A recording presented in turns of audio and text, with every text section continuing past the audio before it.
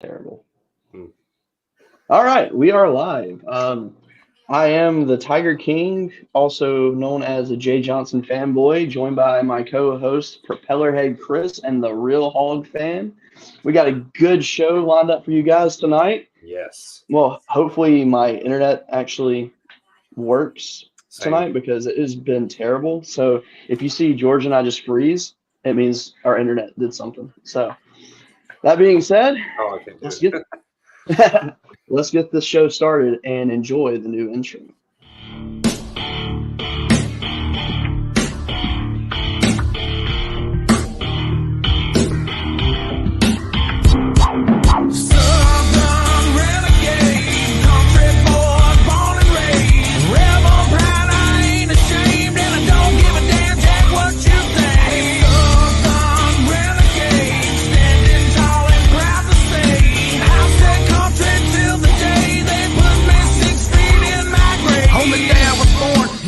Gathered round, got the cops on the horn, said, look what we found. They thought we were a dying breed, proving them wrong. I'm the king of the... I am so glad that nobody could see our video screens during that intro. I know. We're all sitting there just like Popping. I'm sitting here patting her back to the beat. I like it. That's perfect. So I will go ahead and give a disclaimer now.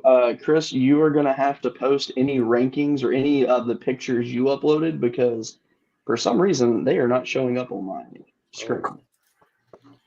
Well, to be honest, I haven't gotten a screenshot or downloaded any of the rankings other than the mid-major stuff. So let me jump over here on another window and pull up some rankings. Yeah. Alrighty. Well, I'd like to introduce you guys to Josie Beth here. She's on my shoulder. She's going to join us tonight. So Nice. yeah, Josie. And here goes the freeze. Yeah. Nope, we're good. Well, she's the honorary co-host tonight, and she is the quietest co-host. She is. That's amazing, by the way. Sure. She chooses to be quiet in the times that you think that she should be loud, and then she chooses to be loud at in between the hours of 2 to 6 a.m. Does not want to sleep. So my condolences. Yes, thank you. Yes. Rest in peace to my sleep. It is not alive and well right now. So. Now, is she affecting your other kids' sleep? Ooh, no. And Okay. that's a good thing. We're trying to keep it that way. Okay. But no. We have very thin walls because this is a very old farmhouse. As you can see the wood behind me. Mm-hmm. It's that boxcar wood from way back in the day. And most of the rooms are either made of this or very thin paper walls. Gotcha. And so that was the concern, is because we have a 16-month-old, or excuse me, 18-month-old, that will wake up like that. And please, God, do not let her wake her up, because she's even worse trying to get back to sleep. So, but no, we've been good. She sleeps with a box fan, so that always helps. That's smart. Listen, right here. I may not have any hair, but what I make up for in lack of hair, I do have a brain somewhere in this head. And I decided a long time ago, I'm going to make sure my kid sleeps with noise. Absolutely. So while you guys are discussing bald heads and babies, I got a couple screenshots. I got the D1 and the USA Today. Yeah. So sweet. Take a peek at the D1 rankings. Nice. Of course, you got LSU up there at number 1. Wake Forest well deserved. Number 2. I'm not. Okay, you're going to start that already. I'm just I'm diving into that one right now. I was waiting on you to mute me. The sixth place team in the SEC should not be number 1 in the nation. I said what I said. I'm not going to argue that, though. I can't. No. Boy, that is really hard to argue. I Is LSU really the 6th place in the SEC? Yes. Wow. And South I Carolina. think we'll make up for it, though. That's very surprising. South Carolina, despite losing 2 out of 3 at Vanderbilt this past weekend, they stay at number 6. They did not drop. I think that's fair. I think so. I think so. I mean, South Carolina is a good team, but when you lose 2 out of 3 against a team that gets 2/3 of an inning out of their number 1 and number 2 starters, there's questions. Yeah. And I mean, going 2-3 in the last 2 weeks in conference play doesn't help. No, and I don't have it pulled up, but I wonder what South Carolina's RPI is now. It's got to be high. It's got to be higher than it was before. I think it was actually pretty decent. Yeah. And one interesting one that's in here, and just because I love to, we'll get on our mid-majors later. You have Connecticut sitting down here at number 15. Yeah, that's wow. Now here's the thing. The top 16 seeds get to host regions. And we all know that 75% of hosting a region is facilities. Yep. What we do know is that in the past 5 years, UConn has invested a lot of money in facilities to upgrade so that they could have an opportunity to host. I think a few years ago they were ranked in the top 15 and they didn't host because they could only seat like 500 people. And, they've made some major improvements in their facilities, so yeah, it's going to be interesting following them the rest of the season just to see if they can get up there and get one of them top 16 seeds. Well, kudos to them for growing the game, number one. And number two, spending the money on baseball. There's not, sometimes colleges are reluctant to do that, especially when they're not SEC programs or, whatever. But kudos to them for recognizing why, they weren't able to host regionals and making sure that they can get that. So I think that's really good for UConn.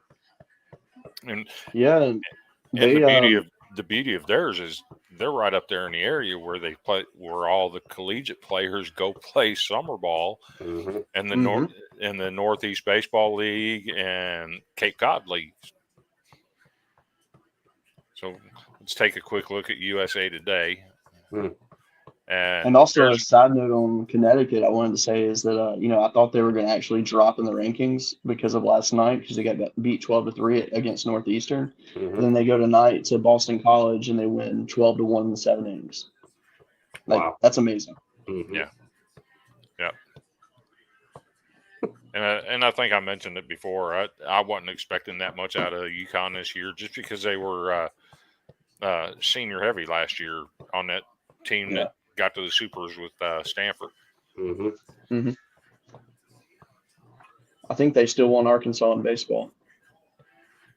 Oh, you think so? So our good friend Sam coming in here talking about his Gamecocks says the Gamecocks beat themselves with errors and should have taken the Vandy series. I disagree. That's a team that's going into the weekend is third in the SEC in most errors committed. If you put the ball in play on their infield and you have a little bit of speed in your lineup, you're going to cause problems. There's a recipe to beat.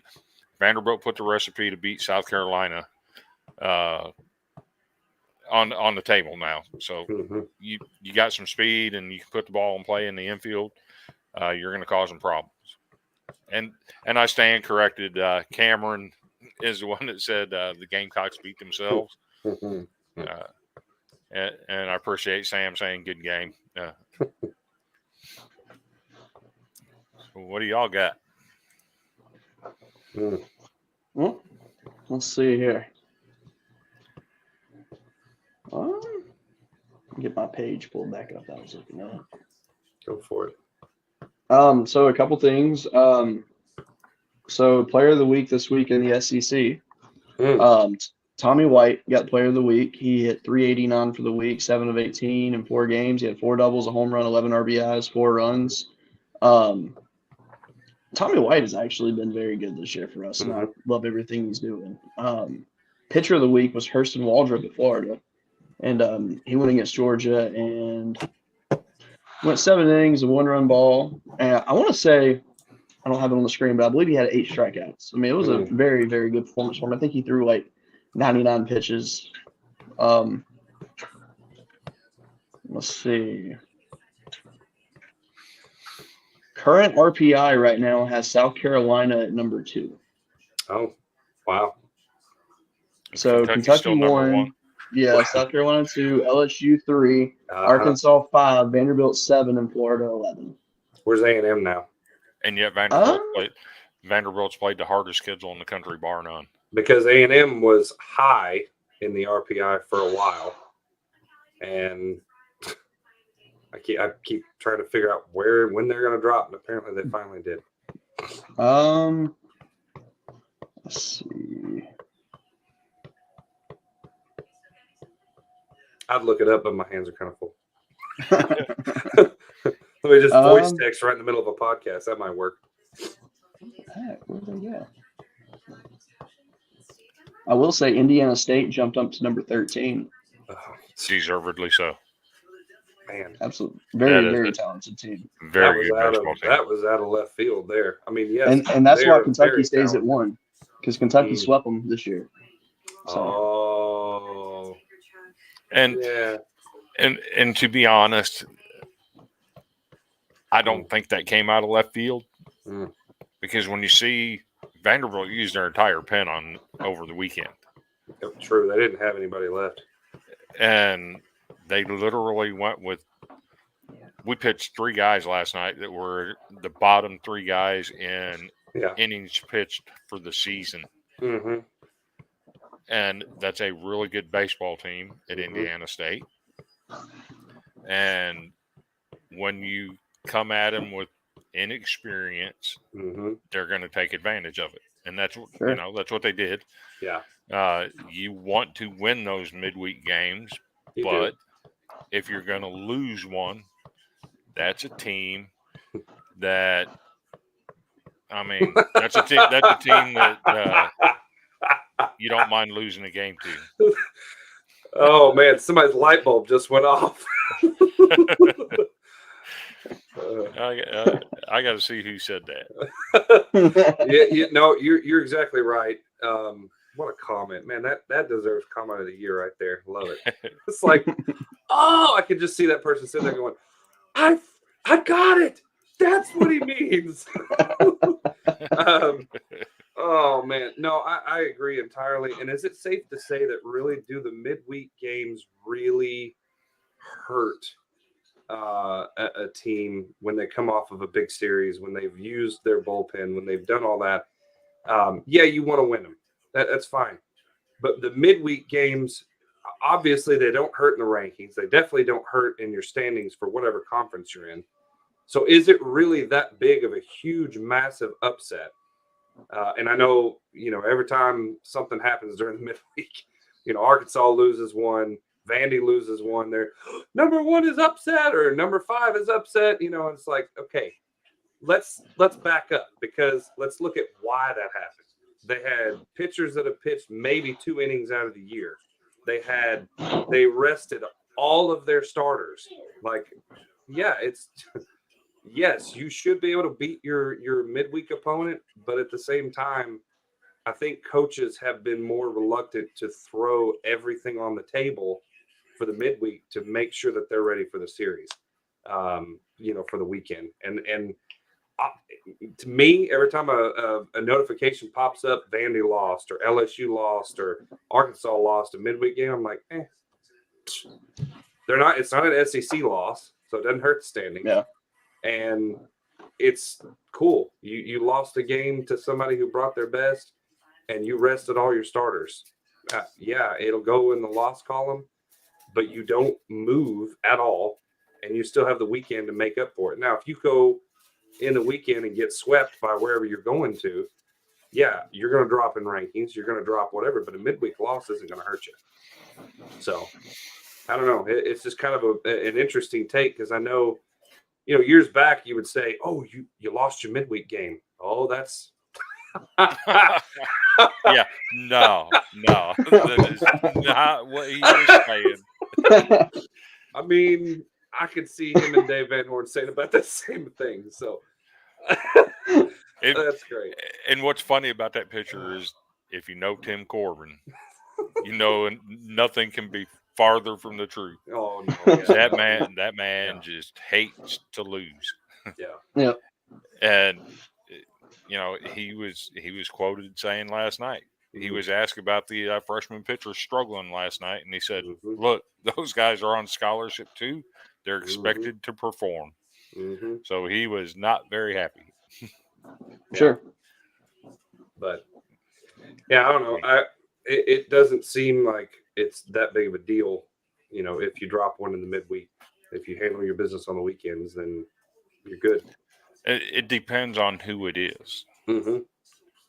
If you're Vanderbilt and you're going to lose a midweek game, it's got to be somebody like Indiana State that's got a little bit of street cred this year. Sure. They were number 19 in the RPI going into the game for a reason. Now, if you're Tennessee and you're losing to number 274 in the RPI, oh, true, yeah. They dropped 36. Tennessee dropped 36 spots losing that game last night. Yeah, you're right. So it does make a difference in who it is. If you're going to lose a game, they better have some street cred. I agree with that. Speaking of Tennessee, their socks are starting to get a little smell to it. Yeah. Jeez. They keep adding to that laundry pile, and eventually somebody's going to have to put it in the washer. And absolutely. And we've been talking about the mid majors. Let's take a look real quick at the mid major top 25. Yep. And I'm just going to say it. Wow. Indiana State is down here at number 24 in the mid majors. They ought to be up here in the top 10 easily. Spoken like a true Vandy fan. Shoot, top 5. Let's be real. Oh yeah, I agree. I mean, I've seen projections that say Southern Miss to host, and I don't see it. Yeah, I don't see it. Southern Miss to host. Who projected that? Was it? I don't think it was D1. It was. Did Brett Favre make that prediction? Probably so. But yeah, I mean, just looking at these rankings, like Northeastern, they're better than 16 in the mid majors. Definitely Indiana State, Cal Santa Barbara. Yeah. Well, Cody's favorite team, the Louisiana Raging Cajuns. Man, they were mad last night. They showed up last night. I will give them their props. They did their job last night. They did, and the same thing with Arkansas and UCA and Little Rock. For some reason, when we play in-state Arkansas teams, they bring their A game. But on that rankings, that's the power rankings. That means that's somebody's opinion based off what they're doing at that point in time, right? That's not based off standing. So if we want to split hairs, cool. We get to disagree with somebody on their power rankings. It would be neat if there was an actual ranking you could go to by wins and losses, and I think you would see Indiana State way farther up there, and you would see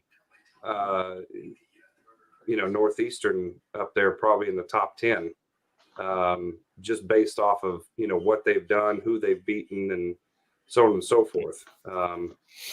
But yeah, these are always really interesting because it's always like, man, they either get it really, really right or they get it really, really wrong. Right. I tell you though, Grand Canyon, they need to get it together. Jacob Wilson's having a great year, but They've been very inconsistent this year, and they're definitely on the fringe right now. They're sliding. They're definitely sliding. So we're gonna touch on this one a little bit later on in the show. The Florida South Carolina. Good question, though. It starts tomorrow night. That's a great question. Good question. Really appreciate that. We will touch on that here in a little bit. Starting. Okay, I see. You corrected it. I was like, stating what? Stating the union. What's okay? Starting. Gotcha. Yep. Understand. My blonde is showing tonight, so I have to have a hard time of understanding what that was all about. And here's a perfect one. Let's take a look at these mid-major rankings again. Mm-hmm. I think there's a glaring mistake here. There's a team that should be in this that's not. Mm-hmm. And with that, we're going to lead right off into we have a team this week that has earned themselves a heat streak. Mm-hmm. And the Army Black Knights. Yeah. And rightfully so. They've won 12 straight. Mm-hmm. Granted, the competition may not be what you would see in the SEC or something of that nature. But remember, baseball is not the careers that these guys are there for. Mm-mm. Nope. These guys are there to serve their country. Yep. And they just happen to be winning baseball games at the same time. Yeah. So hats off to Army. I love seeing the service academies do great in sports. Mm-hmm. A few years ago, Navy was up there doing really well. Now it's Army. Just love watching these guys get out there and compete and give it their all. Mm-hmm. And another tie-in is Paul Skeens at LSU coming from Air Force. Mm-hmm. You know, there's something to be said about the service academies, providing teams for these guys to play on. I just love watching these guys. Mm-hmm. Oh, absolutely. So I think Army should be ranked in the mid-major top 25. Mm-hmm. I agree. Mm-hmm. They deserve it. In with the competition they played, there's everybody has question marks, but at the same time, I mean, you went 12 straight. You should be up for something. Right. So do you want to take a break real quick before we get into the awards, or do the awards first and then take a break? Let's take a break. Let's do it. All right, let's get a word from our sponsors, one of our sponsors real quick. Ooh. All right, so I'm a baseball guy, and my goal is to actually see a game in every Major League Baseball stadium. Now, I'm more than a third of the way there, and I never buy from the team's websites. SeatGeek is my first stop whenever I'm heading to a new city for a ball game. Now, obviously, they've got some other sports, as well as concert tickets, Broadway, comedy, I mean, you name it. And now, for VSN listeners, they're actually offering you $20 off your first ticket purchase. So just use the code VSN, that stands for Variety Sports Network. So that's VSN to save $20. So put that to use for some food or for some drinks at whatever event you are wanting to attend.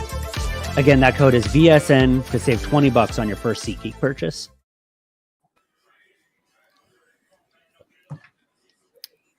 SeatGeek. You want to go see some baseball? Get a hold of SeatGeek. They've got your tickets. What's that, Josie? Right. Oh, I should use SeatGeek to buy Arkansas tickets? Okay. You tell Mama that. The littlest hog fan has spoken. Yes. Yes. Yeah, except now here's the we're house divided. Sarah's an Ole Miss fan, and so I'm sorry, man. Ooh. So I have to sneak Arkansas stuff on this one, and then I have to sneak Ole Miss stuff out. So. Yeah. Oh, I missed that one. Hogs, baby. Who did that? Who's that over here? So my favorite award every week is the Dirty Sock.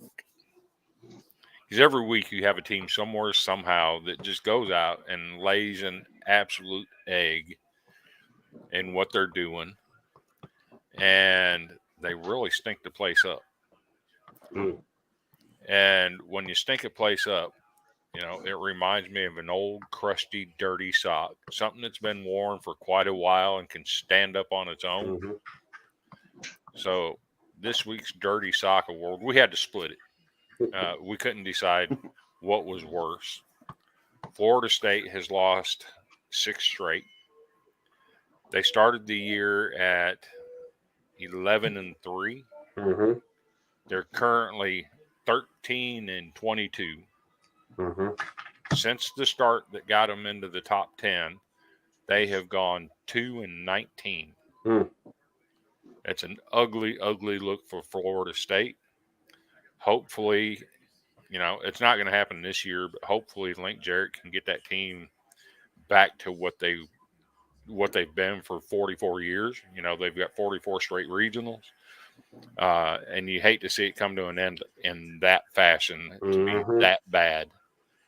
The other team that we couldn't decide, Dartmouth, currently sitting at 1-28. Holy cow. On a 21-game losing streak. And how bad is Dartmouth? They lost their game today to 8-29 Siena by a score of 20-1 in 7 innings. Oh my gosh! I'm gonna have to look that game up because it can. Dartmouth is bad. Wow. I thought that was some of the worst display of baseball you would see this year. That's got to be horrible. That's got to be like, oh. How would you feel if you were the team that lost to that? I know, right? My gosh. We need to take Dartmouth, Florida State, Northwestern, and Alcorn State and just have like a 4-team tournament. 14. Let's let them go all out. So we can have Northwestern's going unbeaten in that one. I would hope so. A tournament to not be at the bottom.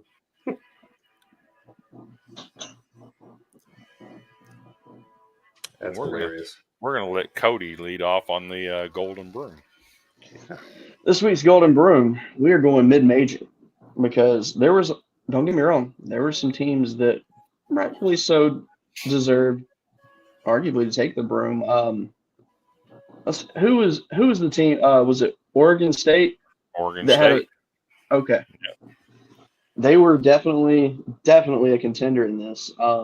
But came to conclusion that this week goes to the Monarchs, Old Dominion.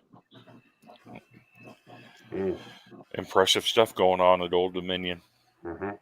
And I'm kind of partial to that because, when I was growing up, my high school, their team name was the Monarchs. Okay. So, there's a connection there. Well, I like Old Dominion because when Taylor Heineke was there, they would be on ESPN periodically, so I would watch them play, and it was good football. So I'm happy to see Old Dominion doing it in baseball. Yep. And let's be real here. They had a solid win streak. Another team that was up for it was Army. They went 5-0 last week. Their competition was hovering right around 500. It wasn't terrible competition, but Old Dominion being on a 10, I think they're on a 7-game win streak now. I'd have to double check that. Mm-hmm. But they're playing some really good baseball down there. Mm-hmm. Absolutely. Yeah. Hey. Yeah, somebody, I was just about to point that out. Are Coastal and Campbell overranked? No, I don't know if they're overranked, but I think there's some challenge for their spots for sure, but I don't think they're overranked. No. I'm going to say no on that one for sure. I think Campbell has definitely proven their worth this season. Coastal Carolina as well. Both playing great baseball, and I know for one thing's for sure, I would not want to face them in the postseason. No. Nope. As an LSU fan, I definitely don't want to face Coastal. And Tennessee found out just how good Campbell is. Campbell gave Tennessee everything they could handle last year. Mm-hmm. Sure did. So yeah, those are two really good baseball teams that are just not in your normal. I don't even know what I'm trying to say. I was going somewhere with that. That are mid majors instead of in SEC or ACC or whatever you want to call it. I can't think of the word. And do you know what happens when you take mid majors lightly? They stomp you. Mm-hmm. Coastal Carolina ends up winning the College World Series. True. Absolutely. You know, these teams, they'll go through their spells. Coastal Carolina and Campbell are definitely capable of making Omaha runs. Was that the year? Before I forget, because I will. Was that the year that Florida had the number 1 draft pick with their pitcher, and they had to go against Coastal? 2016. That was the year before Florida. No, that was it? That was 2016. Is that when they had Logan Shore and? That's it's sticking out to me in my mind. And again, my hands are tied, so I could try to look it up on my phone maybe. But I was just curious to see if that's the year that Florida had the number 1 pick and they had to play Coastal.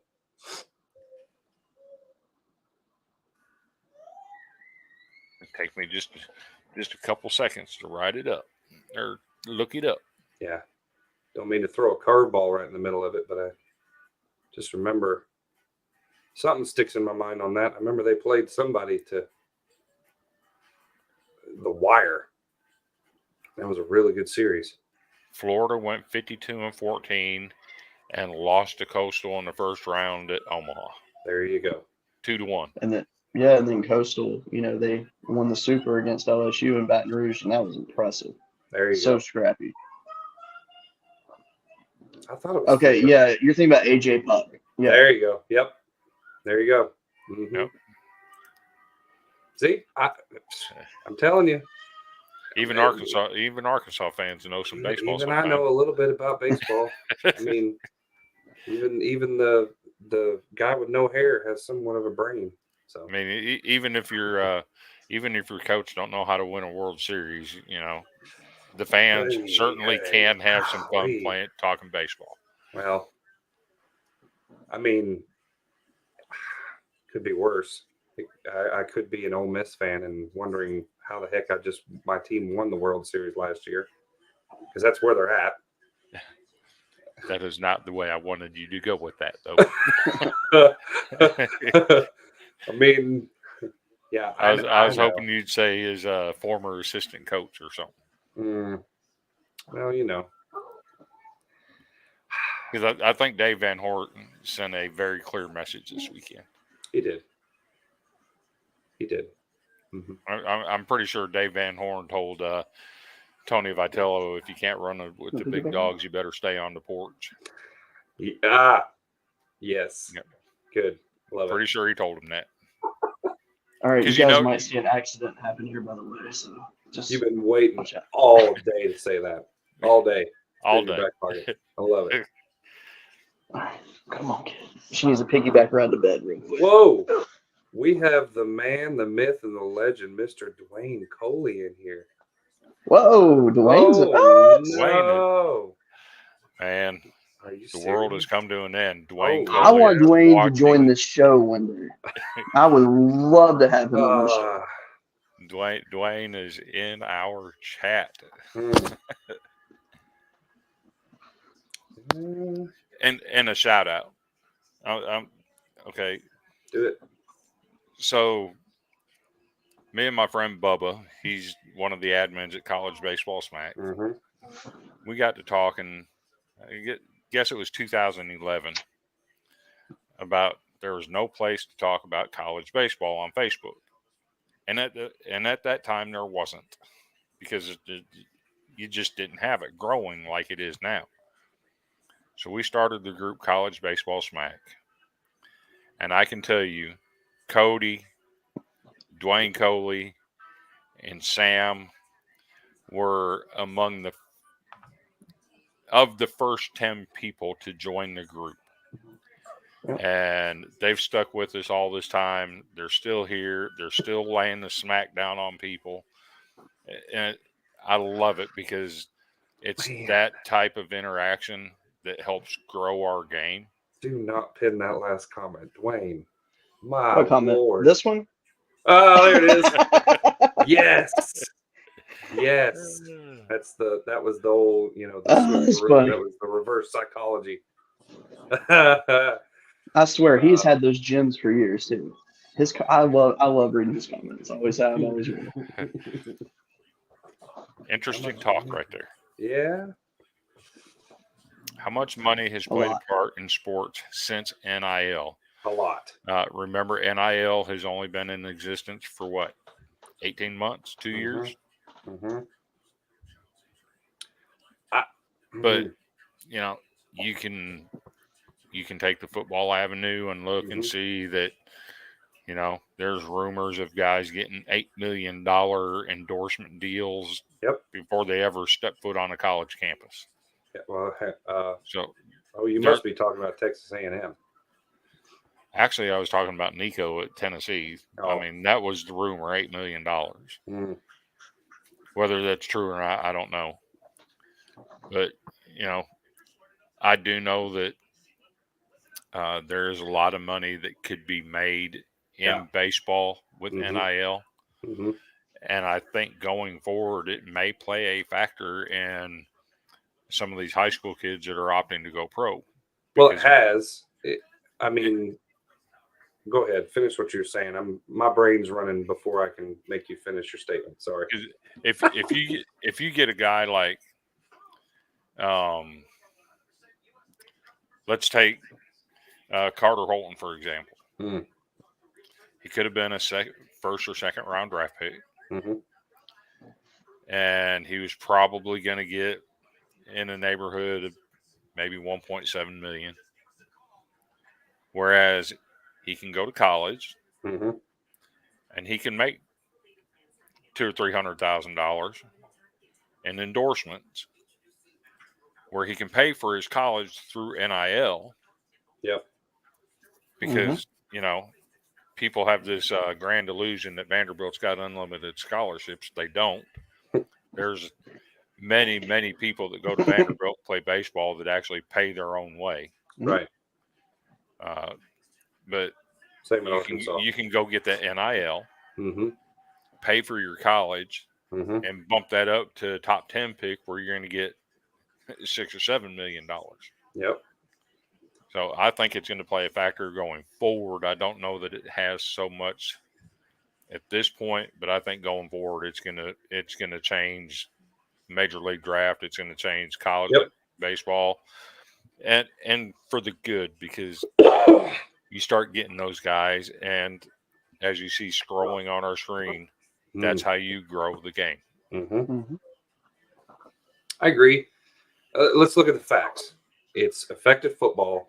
It's affected basketball in a huge way, right? The transfer portal would not be the transfer portal it is without NIL. I'm very true. Very confident in saying that, because there are so many guys that are getting phone calls from coaches when they shouldn't be. And I know this to be true.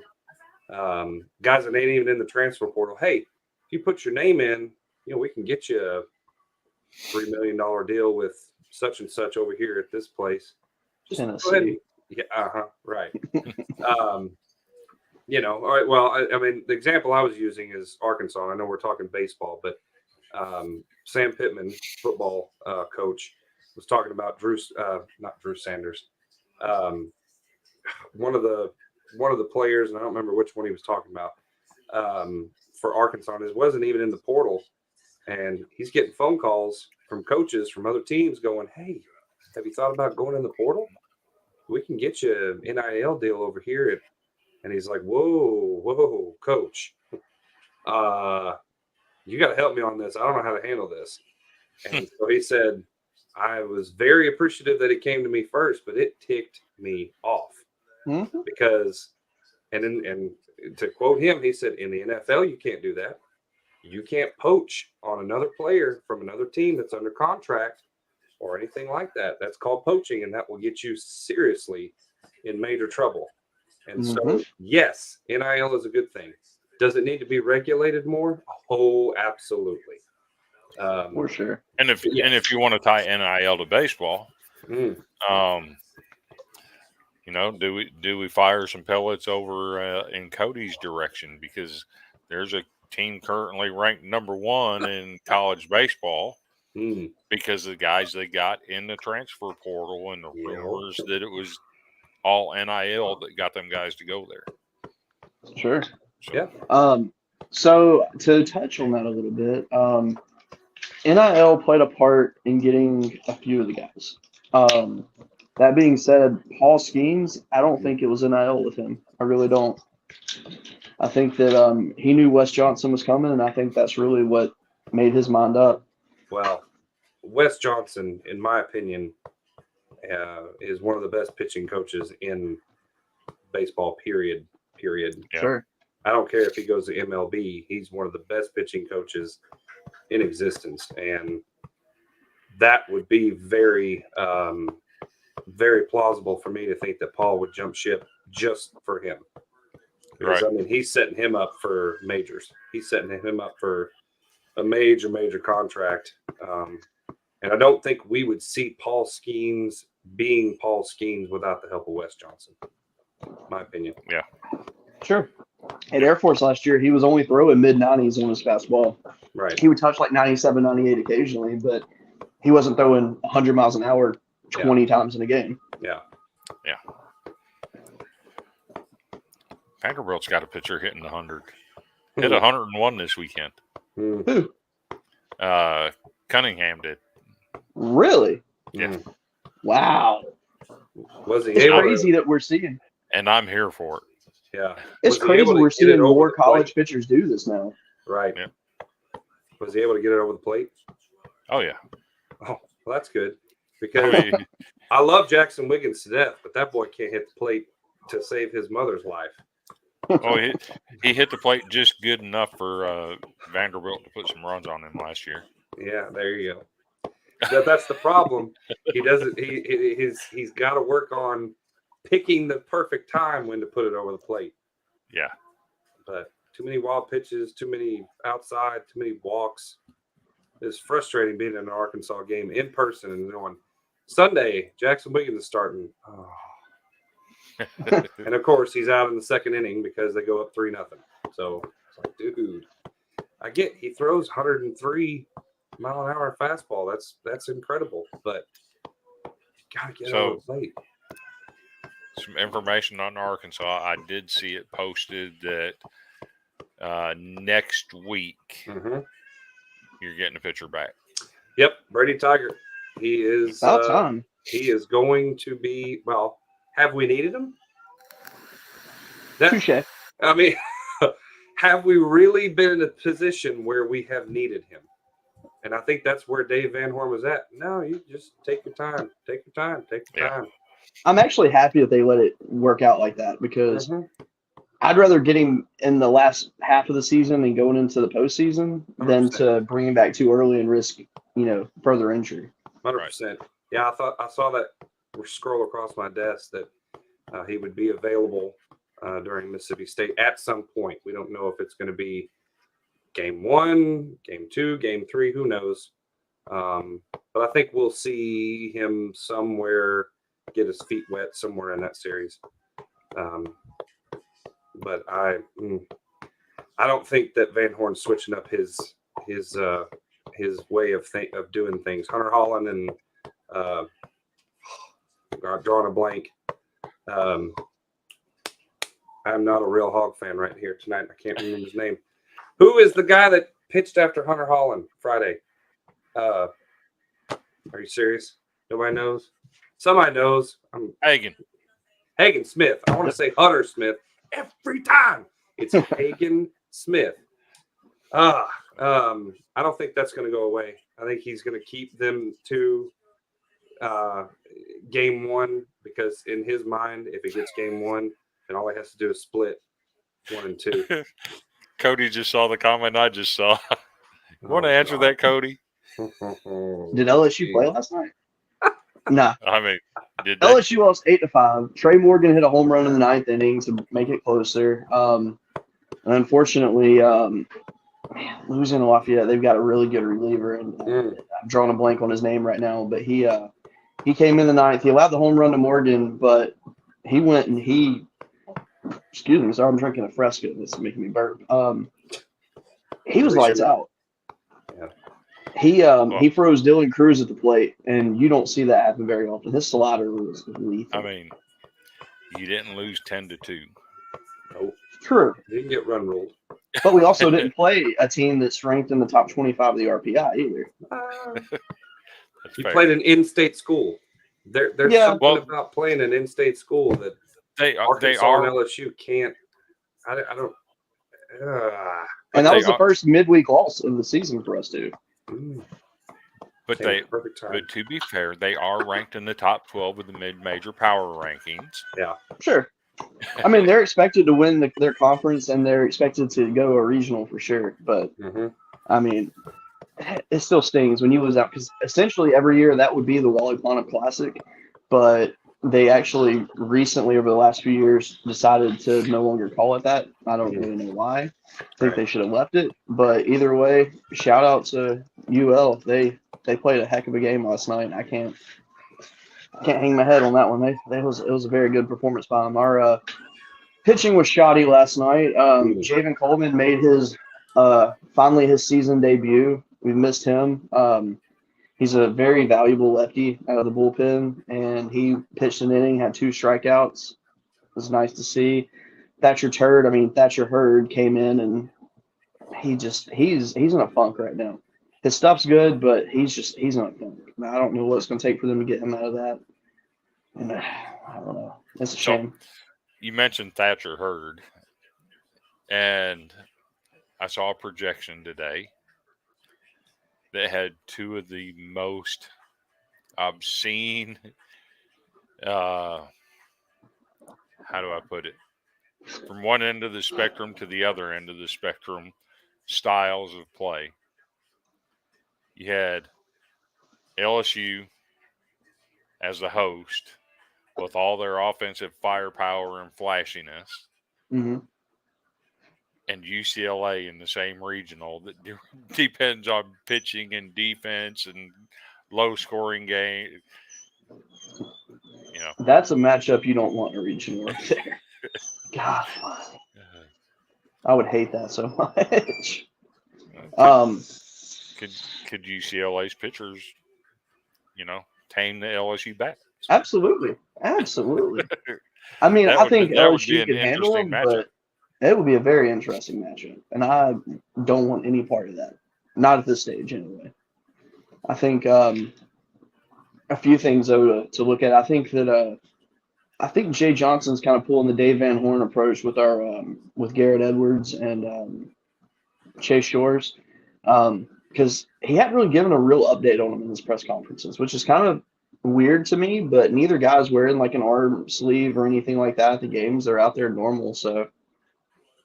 I'm thinking maybe we'll see them late in the season going into the postseason, but I really have no idea what the plan is with them.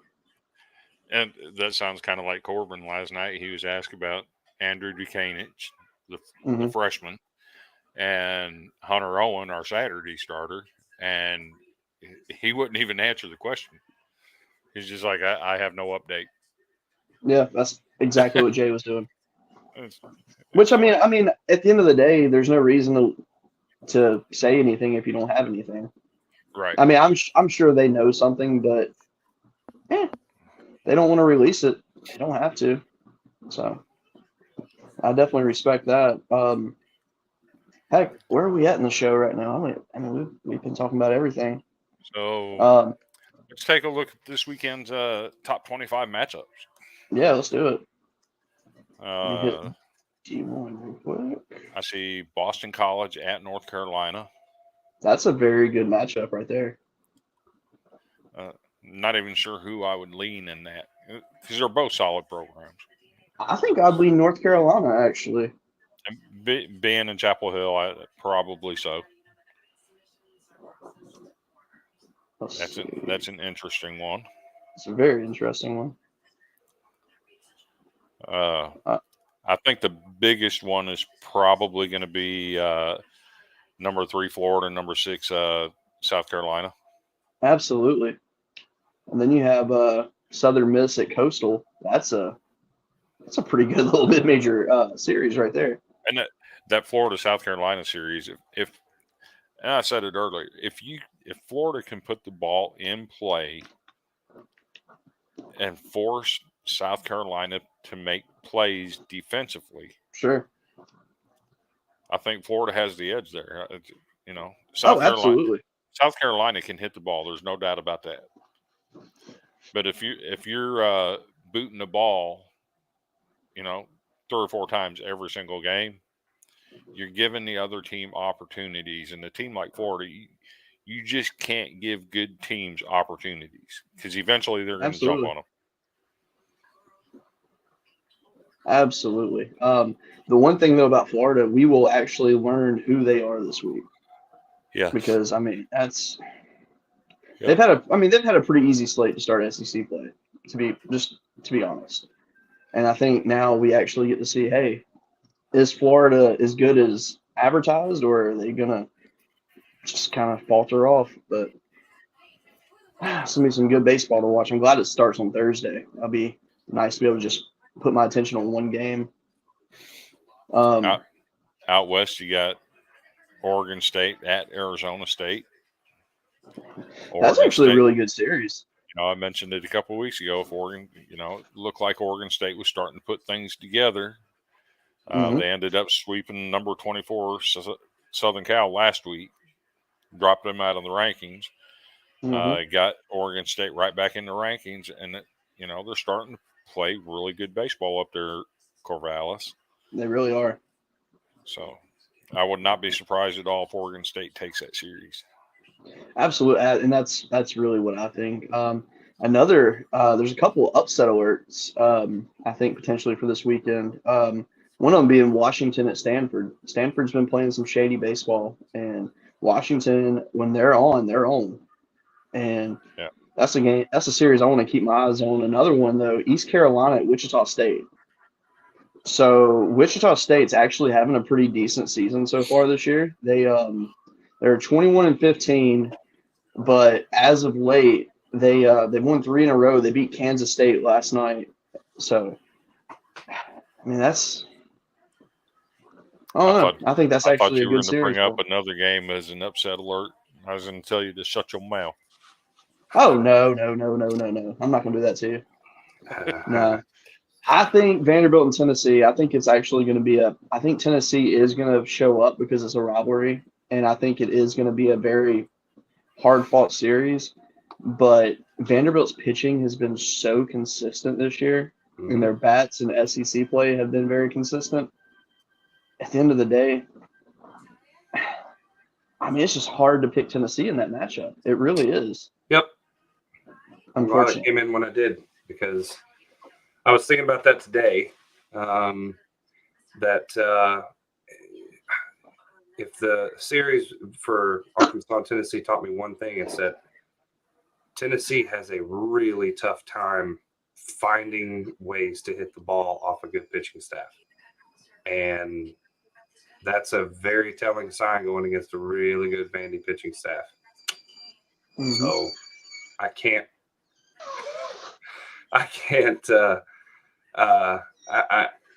go against that.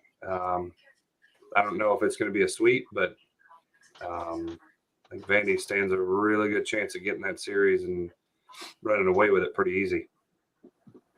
Absolutely. And here's my fear on it. Dolander's still Dolander. Is he though? Burns is still Burns. Is he though? Beam is still Beam. Yeah. Kirby Connell is still Kirby Connell. Yeah. Blake Burke's still Blake Burke. He was a major factor. Christian Moore still Christian Moore.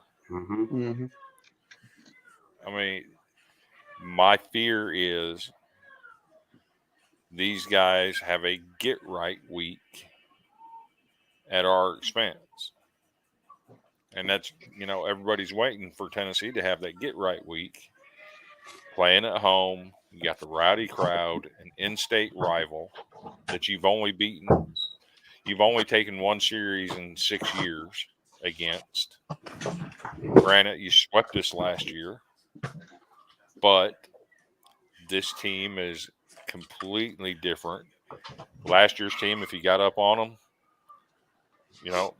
they were defeated. Yeah. As we saw this weekend with South Carolina, South Carolina scored in the first inning of every single game. Mm-hmm. They did that against us too. And Vanderbilt did not panic. They went out and they managed their business. Yeah. Mm-hmm. And you like to see that. That said, Tennessee scares the bejesus out of me. Just because, there's, like I said, their pitching is still their pitching. Yep. Blake Burke is still the Blake Burke. He can still hit the ball 500 miles if you groove a pitch at him. Mm-hmm. They scare me. Well, you're in the mentality I was last week. Y'all remember me trying to pick that game. I was shaking like a leaf. So my question is, though, do you think that they quit on Vitello this year? No. I can't imagine what it'd be like to be in their team meeting today. So I'll say this much. We saw it last year with Mississippi State. Mm-hmm. Defending champion, can't even make Hoover. This year we're seeing it with Ole Miss. Defending champion, probably not going to make it to Hoover. Mm-mm. I don't think so. Tennessee put together a great season last year. Yeah. I think their fans are knowledgeable enough to know that, last year is a dream. Mm-hmm. It was a dream season for them. You can't expect it every year. Look at Oregon State. They went 50-4. I'm sorry. Are we talking about Tennessee fans? Because usually that's Randy. No disrespect, and it's not towards you, but usually Tennessee fans are every year. Orange, baby, we're winning. We're going 14-0 or whatever it is. Yeah, but let's be real. Tennessee baseball fans, other than there were a few. Yeah. Tennessee baseball fans largely did not exist until last year. That is true. That's a good point. Mm-hmm. So they may be more of the level-headed guys. I agree with that. So I don't think they'll flip on them this year. But if you start piling together 2 or 3 years of not making the NCAA tournament, which let's be real, Tennessee is on that verge right now. Yes, they are. Mm-hmm. As good as what that team can be, they're if they don't get to 13 wins in the SEC, they're in trouble. Yep. Because 13 magic numbers. Well, it's only happened a couple times that 13-win team's gotten in. Mm-hmm. So 13 is, by all means, the limit, the least you can do. If Tennessee got to 13, they'd be in, no questions asked. Mm-hmm. Just like Florida a couple of years ago got to 13, they were in. Yeah. Who do you put in above them if they get to 13? Who would you? Yeah, it's a no-brainer. You get to 13, they're in. Yeah. And like I said, it's not going to happen every year that a 13-win team in the SEC gets in, but there are, that's the limit to get in. So let me ask you this about Tennessee. All right, so this weekend, Vandy. Next weekend, Mississippi State. Weekend after that, Georgia. Then Kentucky. And then they close at South Carolina. They got 15 games left. How many of those can they actually win with the way they're currently playing? They will sweep Mississippi State and they'll sweep Georgia. You really? But will they? Mississippi State's shockingly trending up right now. I've seen. I don't buy it. I've seen them both. Yeah. Tennessee will sweep both of them. Wow. Well, in that Mississippi- case, let's see. Now, Mississippi State, 11. let's look at it. They're trending upwards Mm-hmm. because they just took a series from the worst team in the SEC. And it was a battle to get out of the basement. Okay, you're right. Mhm. I mean, that's as true statement as you can make. Yeah. You're 100% correct on that. But Ole Miss has got some news. Mm. Hunter Elliott's supposed to be back either this week or next week. Is one player going to make that much difference, though? On their pitching staff, yes. On their pitching staff, yes.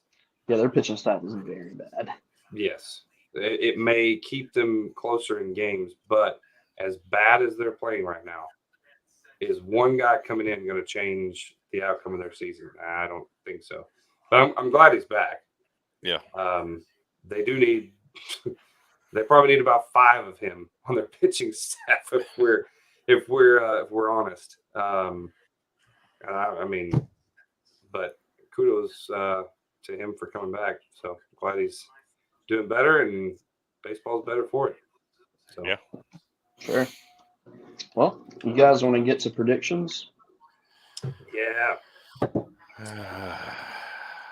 See, I told you, you're in the spot I was last week. I was absolutely terrified to pick the Arkansas-Tennessee game because I thought the same thing you did. This is the week. It's Vitello versus DVH. He's going to come packing. It's going to be a knockdown, drag-out. Tennessee's going to figure out how to hit, and that's all the story we're going to hear. And it didn't work like that. So maybe I dodged a bullet. Maybe you can dodge a bullet this week. So I think you will. I don't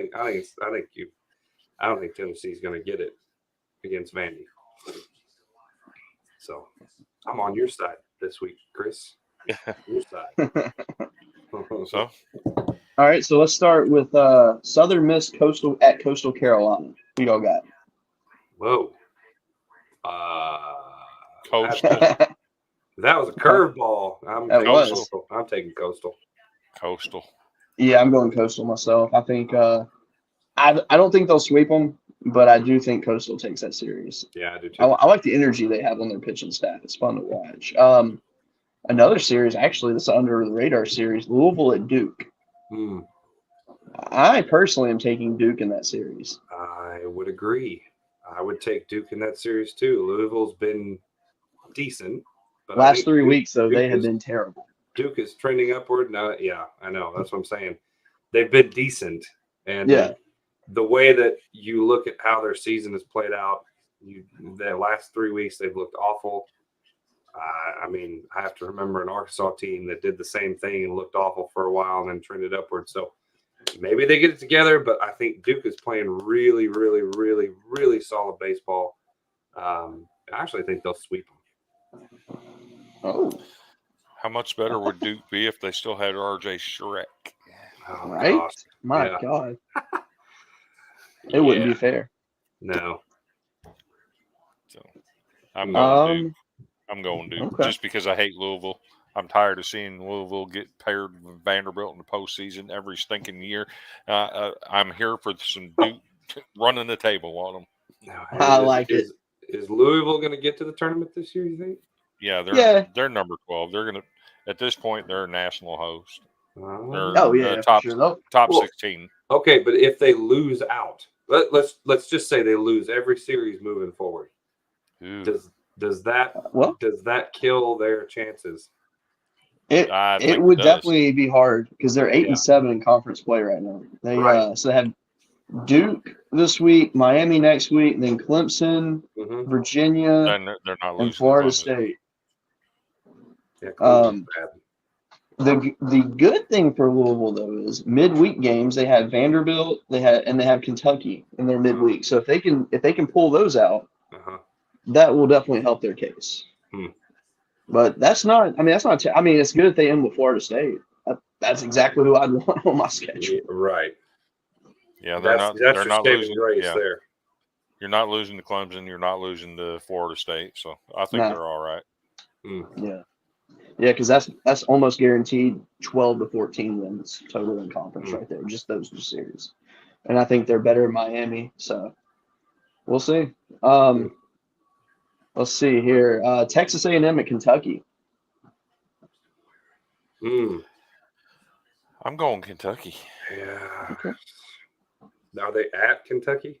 Yeah. Yes. Yeah. I'm going Kentucky. A&M has not played well on the road.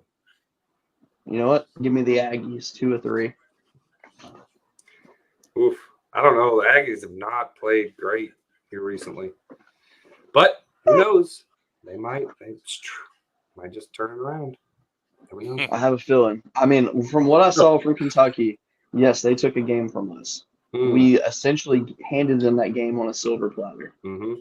I mean, those errors that we made were the stupidest errors I've ever seen. So I'm not saying Kentucky's a bad team by any stretch. I think A&M's a better team. Wow. And I want to add an addendum to your. We took 2 out of 3, and look, one of those games, Kentucky led all the way into the 7th inning. Uh-huh. It very well could have and probably should have taken that series from you. So coulda, shoulda, woulda. Eric shoulda, woulda, coulda. Man, he leaned into the camera on that one real serious. I did.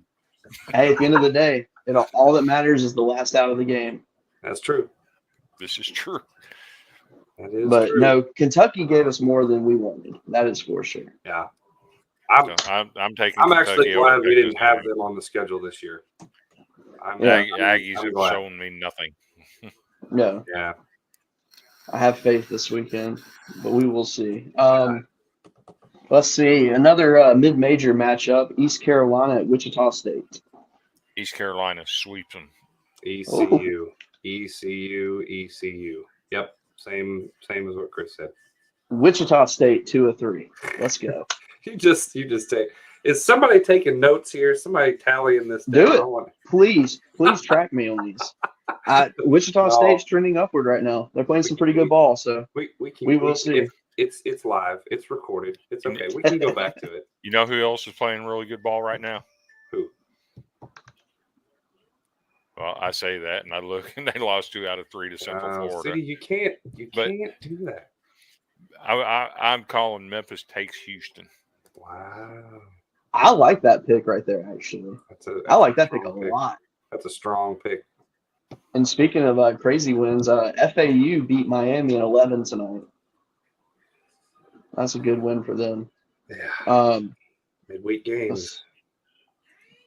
Let's go to the pack. Mm-hmm. You got UCLA at Southern Cal. That's a interesting series. Yeah, it is. Southern Cal. Okay. I think they take 2 out of 3. Okay. I think UCLA's pitching will be too much for them, though. That's my UCLA's pitching is too much for them. And we mentioned Arizona State and Oregon State. Mm-hmm. Just for reference, Arizona is up on Arizona State tonight, 11-0 in the 5th. I saw that. That's crazy. Well, I'm glad y'all knew UCLA baseball because I haven't seen a game this year. So Chris saw 3. They came to Nashville. They're built just like Vanderbilt. Solid defensively on the infield, speed on the base path, and pitching good enough to win your ball games. And we did take 2 out of 3 against them. Cody actually predicted that UCLA would be held to 6 runs or less in the series, and he was right on that. I mean, they don't score a lot of runs. They rely on pitching and defense, and they're not a bad ball club. This might be the UCLA team that sneaks into Omaha finally. Wow. Sure. So Oregon State at Arizona State. Who you got? Oregon State. That's what I'm rolling with myself. Oregon State. I'll take Arizona State. Okay. If you remember, a couple weeks ago. They just took 2 out of 3 against Cal. They took 2 out of 3 against Washington. And I mentioned, it looks like they've gotten their get right after getting swept by Stanford. And they were starting to put things together. And then they follow that up with taking 2 out of 3 at a ranked Oregon. They go out, they swept a ranked Southern Cal last week. Mm-hmm. They are absolutely trending in the right direction. Mm-hmm. And, don't let them get hot. That's true. And it appears that that's where they're at right now. Absolutely. Yeah. As a Hog fan, Oregon State always has a bad taste in my mouth. So let's see.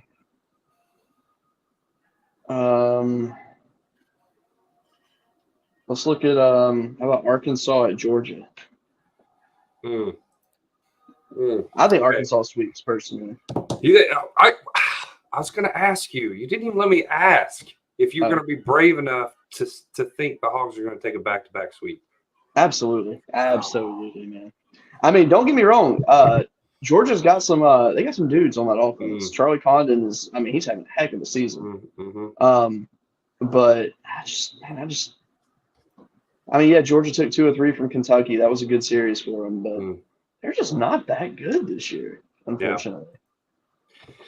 Yeah, I'll give you my Hog take real quick, since we're on Hogs.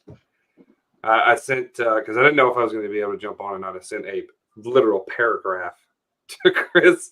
I don't even know if you read it, but the 2 things that I noticed in the Tennessee game or the Tennessee series is the reason why Arkansas was able to do what they did. Number 1 is the bullpen stepped up big time. It's been shaky for most of the year because we just talked about them, Hunter Holland and Hagen Smith, game 1. Who do you have left? You have Will McIntyre. It's going to start for Saturday. And then some unknown was usually thrown in the mix, as a bullpen guy. If he gets in trouble in game 2, and then game 3 is a question mark. Who do you have to start game 3? And them boys this week, either Arkansas's got a really good pitching staff or Tennessee is really bad at hitting. And I think it's Arkansas's pitching staff, and I really think some young kids stepped up big time. Gage Wood has really come on fire. Kid's fresh out of high school, and he's closing. That's some stuff right there. And he's not coming in like your typical closer where you wait until the 9th inning and throw in your closer to get 3 outs. This guy's coming in doing 3 innings and letting some hits get through, but no runs. And we all know what that means. If you can get, allow the hits or what have you, but you keep the runs off the board, you've done your job. Kid's trending in the right direction. There's so many others. Dylan Carter came in and really had a good showing. He hadn't had a good showing most of the year. He's been trending better and better, but this was definitely his best series. Ben Bybee, we hadn't seen much of him at all. He's usually a midweek guy. Came in and really put some solid innings. I think he went 3 2/3 innings in for him. And by the way, we get Brady Tiger back. I mean, hello. So, yeah, bullpen number 1 really, really, really solidified it for the Hogs. But the one thing that nobody's talking about is base running. And I think moving forward, I think they may have found some type of formula to kind of get on Tennessee early. Is I think they looked at Tennessee and saw a weakness in them catching guys stealing bases. Because Arkansas all year long had 21 stolen bases total. They had 5 in game 1 and 2 against Tennessee. They had 5 stolen bases, and they were easily stolen. It was nothing. So I think they took advantage of that, switched it up a bit, and I see that trend continuing. I don't know how they're going to do that moving forward, but those two factors really stood out to me, and we know the type of hitters they are. I believe it was either Josenberger or Jace Borfin won National Player of the Week with who was it? Borfin? Yep. Yeah. It's either one of those two guys. in Borfin or Josenberger every week. That's just knocking them out of the park. And so I think they take 2 out of 3 against Georgia. It's just the odds are against them to do a back-to-back sweep. If they do, great. That'll be amazing. But I will take 2 out of 3 over Georgia. There's my whole take. I'm taking Arkansas in a sweep, and I wanted to go back to the Kentucky Texas A&M. I'm rolling Kentucky, and just a side note, Kentucky currently leads the nation with the longest home winning streak in the country at 17 straight. I saw that. I saw that. So it's hard to go against Kentucky in that series. Absolutely. Yeah. What else you got for us? All right, let's do Florida and South Carolina. Man, that's it depends. Is Florida's starting pitcher going to get thrown out of the game? That's a good question. One thing to note for South Carolina is they will be without Will McGillis, and they will be without Noah Hall in this game. So, I mean, that really hurts them. Yeah, the injuries are starting to stack up for South Carolina. I don't know how long they can keep up. If they had Noah Hall, I think they would truly win the series. Mm-hmm. Actually, I think they'd be a totally different team if they had Noah Hall right now. But, man, to be honest, though, I know South Carolina is good, but I kind of want to believe that Florida is as advertised. If CAG goes out there and lays a goose egg, we'll see. But I don't know. It's going to be a good series, I think. And but yeah, I'll take Florida to take 2 or 3. Yeah, I'm with you. I'll take Florida 2 or 3. I don't think we'll see that ever again, where a pitcher gets thrown out of the game. That was just something I've never thought I'd see. And I get it where the ump was saying, well, he was gesturing towards the batter. And he was, looking straight at him as he was celebrating. Yeah, he struck him out. Does it really matter? I don't know. That the taunting rule and all that stuff, I get you want sportsmanship, but dude, come on. He looked at him, he yelled whatever, and then he walked to the dugout.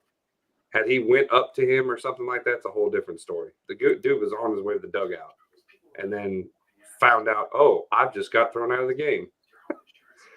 Oh, my goodness. And then you've got the legend. I hope somebody's got that video. The legend when CAG hit that grand slam, man. Yes, that was oh gosh. Just the robot walk. The robot walk. That was amazing. That was a great moment in college baseball history right there. For sure. Okay, hold on. I knew that's what you're doing. I thought that's what you were working on. Yes. Hold your horses. Yes. Love it. Got to. Talk about Florida, you got to. I can't find a video to download, but I did get this. I can send it to you. If this is not the picture of all pictures. Yeah. Yeah, there you go. That was priceless. Oh, the announcers. Look at this. It literally got close to the microphone. Look at this. Oh, I love it. I was like, yes. So, anyway. But yeah, I think Florida takes us. With South Carolina's injuries, I just don't think they're going to be able to keep up. What did we do long. here? Yeah, what happened? Okay. There we go. There Florida it takes is. series. And We're a South basketball Carolina- show now. Yes. Yeah. Well, I almost said college basketball, and I corrected myself. So maybe I spoke that into existence or something. Who knows? But Florida takes a series. Do you want to pick the Tennessee Vandy series? Oh, That trust me, that's the last one. yeah. I'm okay with picking it because I don't have any pressure on my back no more. It's true. See, I'm light as a feather. You, on the other hand, I'm going to say it. Tennessee's won one series in 6 years against Vanderbilt. So, well, they've won one series since 2016 against Vanderbilt. Hmm. The last time we went up there. Mm-hmm. Kumar Rocker throws a 2-hitter on Friday night. We win 5-0. Oh, Kumar. They jumped all over Jack on Saturday. Mm-hmm. They won that game, 1-1 series. Yeah. And on Sunday, Tennessee played so badly that Enrique Bradfield Jr. scored from second base on an infield fly. Yeah. Is that the one where Tennessee had like a stupid They had number? 4 errors in that game. Yeah. We beat them 10-4. That was so weird. Such And a weird game. And I'm just going to say it.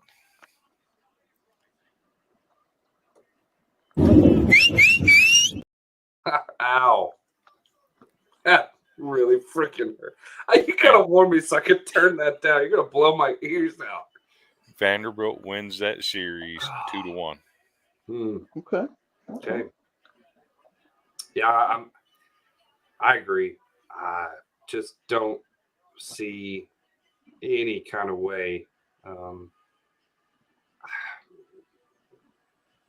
Same song and dance with Arkansas, man. The broom. The broom. I'd like to hand you my broom, Chris. Nice. Very dirty broom, but my broom is dirty too, though. I got dogs. That broom has been through a lot of college baseball over the last 12 There you seasons. go. There you go. No, I'm with you. I can't. I'm not gonna pick a sweep, but because I don't think Vitello's gonna let them get a sweep. If they get even close to getting swept, I don't know if Vitello's going to be able to keep his cool. And he may just intentionally get thrown out of the game to try and get some fire in this team. Because I'm with you, Chris. They look stagnant when in the series with Arkansas. Will they be stagnant if they come out flat? Yeah, they're getting swept. But I think they take 2 out of 3. Vandy does over Tennessee. Okay. So you mentioned Vitello. He might lose his cool. So there was one spot in the LSU series where he actually came out of the dugout. I remember that. And instead of going to the umpire like he would normally do and lighting a fire, he turned and walked along the front of the dugout. Yeah, but the problem is it hurting Tennessee though? And against Arkansas, there was a spot where he was not happy with the balls and strikes. Yeah, and he come up and got on the top step. Yeah, and it looked like he was fixing to come out, and he stopped. He just dead stopped. And say what you want to about Tony Vitello. He's got a shtick that lights his team on fire. Yep. And he's not gone to it. Does he do it this weekend playing at home with that rowdy crowd? That's what I'm saying. That's a good point. That's a good point. Yep. That because honestly, is Tennessee without the antics? Is Tennessee because I felt especially in 21, they weren't when they put the antics aside. they weren't Tennessee. And I think they've lost that. They've lost that that fire. I mean, because Vitello's had to calm himself down. Well, it seems like it's created a ripple effect with the team. So I think some of their lethargicness is coming from Vitello cutting that down. Go ahead, Chris. And they started doing something this year. I love what they're doing with it, with the Darth Vader Max and the lightsaber. I love that. Absolutely. And even though they're still doing it, it's not having the effect that it had early in the year. You know, you see other teams get intimidated by that. Well, this is the SEC. Ain't nobody getting intimidated by it. No. True. So, I will make a couple predictions for this series. I do think Vanderbilt sweeps. I really do. But I'm going to go back to like I did with UCLA. I think Tennessee does not score over 10 runs the entire series. Wow. Ooh. And I think Vanderbilt will score at least 25 runs in the series. Don't put that on me. I didn't say it. You didn't say anything. So I'm gonna tell you what I'm gonna do. I'm gonna reach out to our guys at BSN and have them cut a short of Cody saying what he just said. Absolutely, please do. Because I don't know how to do all them short videos. I just don't. I tried the other night for 4 hours to learn how to do it. I couldn't figure it out. Absolutely. Please do, because I'm telling you, I really feel that way. And last but not least, we have to address a certain coach in the SEC. There was some news that broke this week about this guy.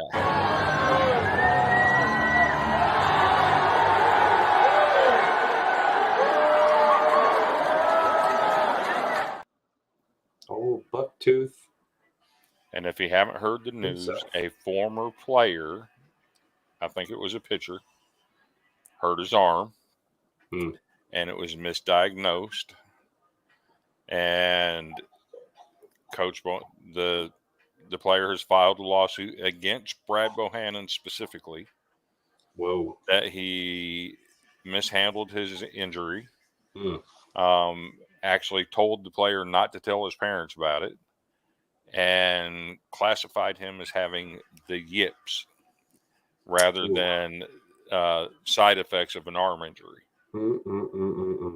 So how much longer can Alabama go keeping Brad Bohannon as their head coach?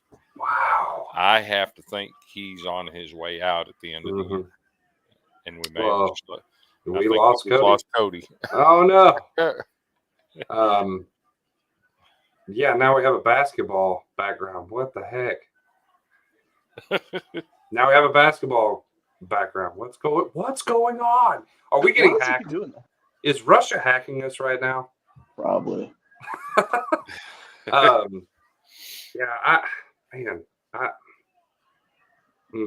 is very disheartening to hear, because all jokes aside, right? We've seen Brad do some pretty good things in Alabama with baseball. I mean, am I correct in saying that Alabama really hasn't had a baseball team in the last 5 years, 6 years?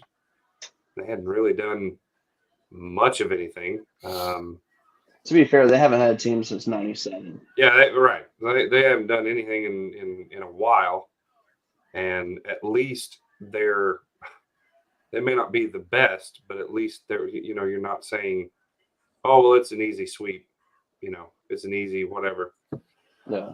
So he has them at least competing, where before there wasn't any competition whatsoever. So I hate to hear that, because you never want to coach, in that kind of position. If that is true, shame on him. Right. If that is true, shame on him. If it's a baseless allegation, I hate for him to go through that, because unfortunately, allegations are allegations, even if they're proven untrue. But if somebody else brings something up, it's going to go, oh, wait, but he was accused of this before. Now somebody else is accusing him. Mhm. So whether it's true or not, it does not look good for the university. It does not look good for Brad Bohannon. And I'm sure the university are going to take swifter actions than they took with Nate Oates, and we will not get in that into that with that whole thing, because we're not I mean, talking it's basketball. only fitting that this happened. I mean, because think about it. You had the situation with the basketball team. You Yep. had the situation with the football team with their 5-star recruit Tony Mitchell getting arrested for drugs and guns and all that good stuff. And then now baseball, so why not? I don't know what's going on at the University of Alabama. Please, somebody let me know.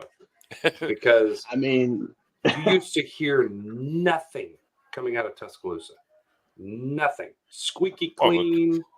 Everybody cut. If there was something happening, somebody was covering something up. You heard nothing.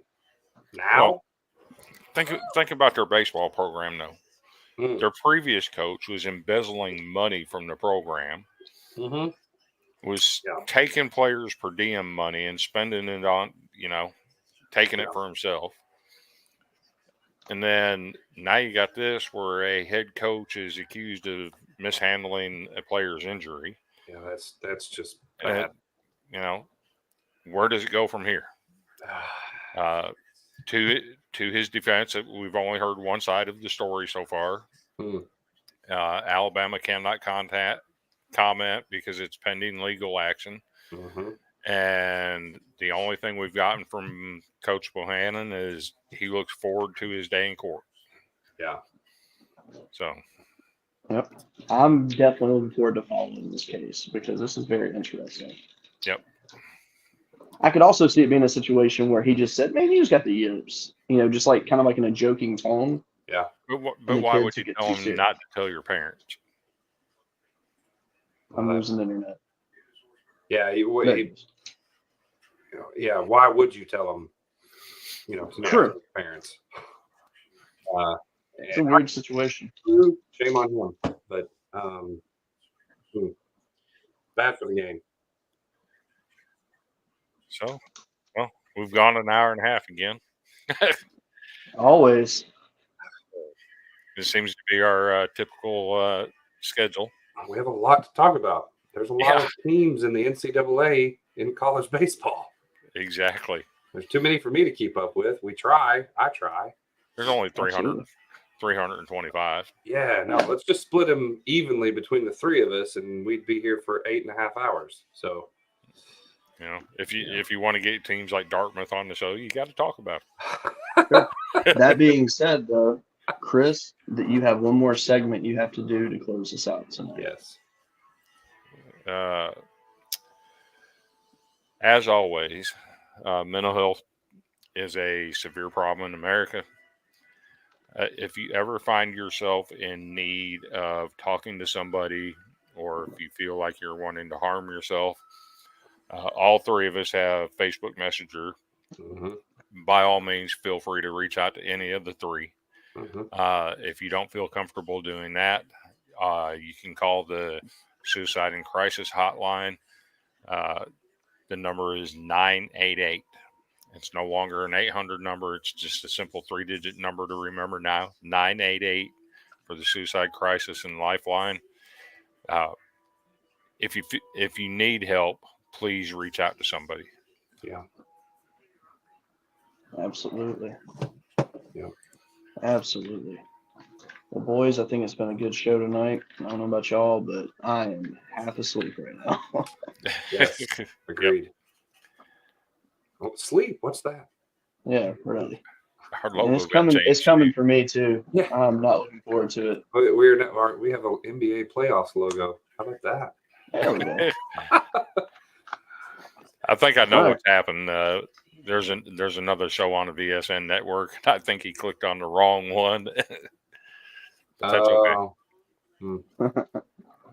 That's weird because they didn't pop up on ours waiting in the backstage area. Oh no, that's weird. Yeah. So as everybody saw tonight, we had a new intro video. Well, we also have a new outro video. So the first one is to pump you up, get you ready for the show. The outro now is to get you ready to go to sleep, like we're all about to do. So That being said, we appreciate everybody for watching tonight or listening, depends on how you happen to come across this. Please feel free to join our Facebook group, College Baseball Smack on Facebook. We have, what is it, almost 1,500 members now. Something like that, yeah. Some very, very, very good fans. I mean, yes, we're there for the smack talk, but we're also there for the very good baseball banter. So please feel free to join us there. You can find us on Twitter, College Smack. You can follow and find us on our YouTube, The Golden Broom Show. Pretty much you type the Golden Broom, we're the only thing that's going to pop up, which is awesome. So, Right. So we appreciate you all watching tonight. And on that, you all have a good one.